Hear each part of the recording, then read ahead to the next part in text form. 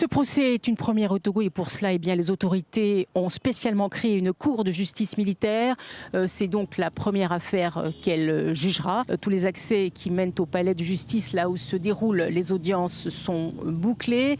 Seuls quelques journalistes triés sur le volet ont pu accéder au tribunal. C'est un procès qui était très attendu car l'arrestation du général Katanga début 2023 a été un véritable coup de tonnerre au sein de l'armée et puis aussi au sein de la société togolaise. Alors pourquoi?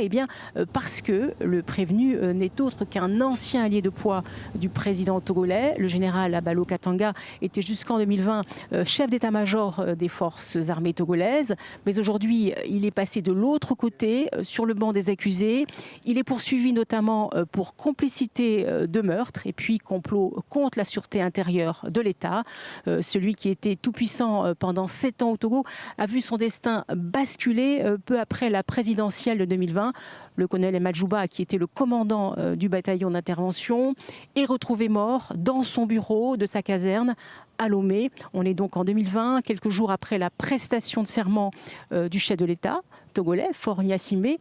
Et les enquêtes balistiques, notamment menées par la France et le Ghana, ont conclu qu'il avait été tué par sa propre arme. La Ligue togolaise des droits de l'homme espère que la vérité sera connue. Écoutez Célestin Agbogan, son président.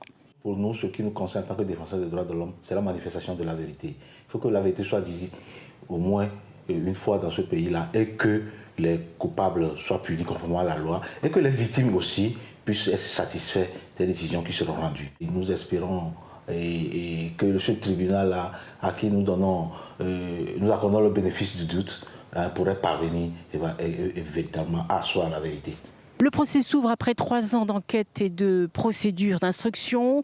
Cette cour de justice militaire est composée essentiellement de magistrats militaires. Ils ont été nommés par décret présidentiel. Le procès est censé durer 1 semaine pour le général Abalo Katanga et ses co-prévenus.